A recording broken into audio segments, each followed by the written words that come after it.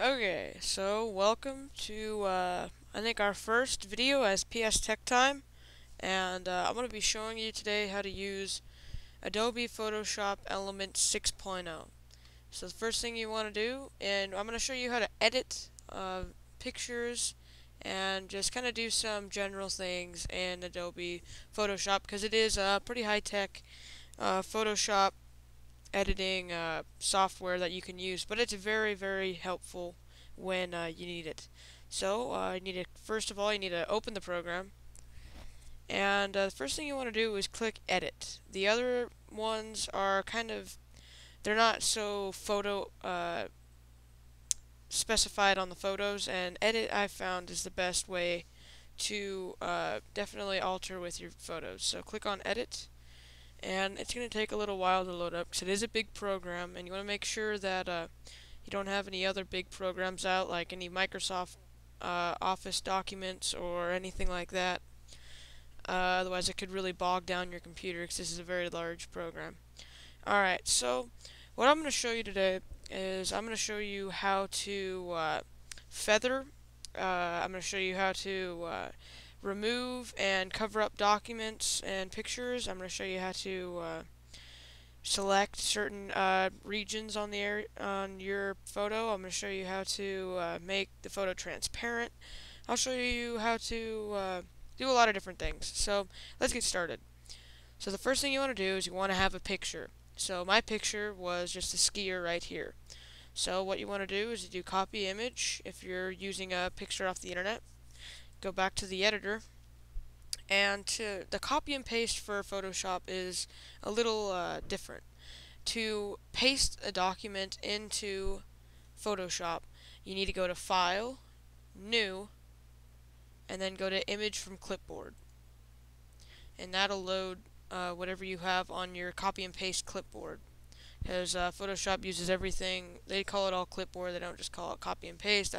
Why, I don't know. Alright, so now right here we have a picture of a skier jumping off the mountain. And as you can see, it's a smaller picture. It's 5 by 4, so it's not that big. And right now we're at 100% magnification. So we might need to jump that up just to make sure that when we're grabbing when we alter with the document, that we're getting real precise and down to it. So you go down there, type in 200, and hit enter, and it'll zoom it out. So what we're going to do is, say you don't want that skier in that picture right there. You just wanted a picture of the mountain. Okay, so what you want to do is you want to click on the lasso tool. Okay, and when you're on the lasso tool, right click the lasso tool, and go down to magnetic lasso. The magnetic lasso is probably the best one to use because it finds where the the RGB colors and stuff like that, where it changes to where it'll find where the difference is, and it'll go right in between. So if you just click on the outside of the skier and you just start going down, it automatically goes to his arm. And that's what we want, and that's what the magnetic lasso tool does. The normal lasso tools, you have to manually click on where you want them to go, but this bad boy automatically does it.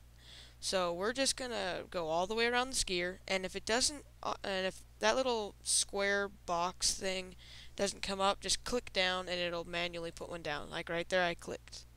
Alright, so then I'm just gonna go around the pole, go around his hand. Oh, and if it messes up like that, what you want to do is hit backspace. Okay, so I'm gonna hit backspace and fix that. I'm gonna click, manually put one down, and then just keep going on the outside of his ski. Keep going around all the way. And you want to make sure that you get down as close as you can. Like right now I probably should have done a little bit closer magnification just so I could I could actually like see the pixels and stuff like that down to it, just to make sure that I'm getting all the skier and none of the blue sky or anything like that if you really need to have it perfect. So we're almost done here. Just need to cut off the rest of this outside of him. Doesn't need to be perfect, but it does need to be. It needs to look well. It needs to look good because it is a smaller. Oh, see, it messed up right there. Backspace. Bring that down.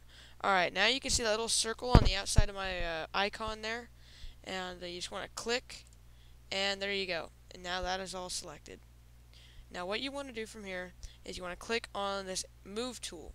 So click on that, which could be your arrow tool or whatever, and now you can move them around. So now that we can, now that we've selected what we wanted to select, hit delete. Alright, so now we got the skier out of there. Now it's just a matter of getting that cutout of him, and we got to take that out, and we got to cover that up with something that looks more natural in that area. So, what we want to do is we want to click on the clone stamp tool. And this stamp tool is great. Up here is the size, and I use about a 15. But you can get it as big or as small as you want, but for smaller projects, probably want a smaller one. So then, what you want to do is hit Alt. You hold down Alt and you click down on which place you want to copy. So right here, that looks pretty level with the rest of that picture. If I want to use that, I'm holding down Alt. I left click, and then I let go of Alt, and then I just drag this over where I want to copy it. And see, now I have that just covered it up. So now you just want to keep doing that to where you're covering up all of the skier. Okay? And what I've learned with the clone stamp tool is that you want to copy whatever is closest to your cutout, because it makes it look more natural. It makes it look like you didn't do anything to the photo. Because right now we are changing it quite a bit, and it could make it look kind of weird if we put like a chunk of that snow on top of the skier. So you just want to get close as you can and just little strokes, because the clone tool might pick up something way out there that you don't want. So you just want to click here, drag a little bit, click here, drag a little bit, and just do that all the way up the skier. And then for out here, probably need to click over here, and there you go. Look at that, covering that up good. And it doesn't look too weird. I mean, of course, there's going to be some imperfections, but when you're photoshopping, you kind of got to look past those, because you know you're not going to get everything perfect. Okay, so now looks like we are almost done here, and this does take a lot of time. So just be patient with yourself and go through the whole thing and do a nice job the first time. So when you're showing it off to someone, they don't you're just making sure that they can't notice that you have photoshopped this picture, and it doesn't look like crap right from the beginning. Alright, and then we come back down here.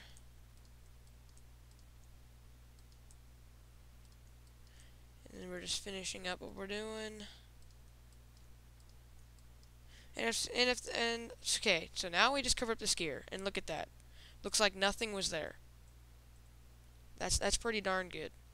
So I mean, if there's some spots on the camera here, like looks like some snowflakes from the skier jumping off the mountain, you just do the same thing. Just cover them up like that, and bam, we can get rid of all those if you're really that picky.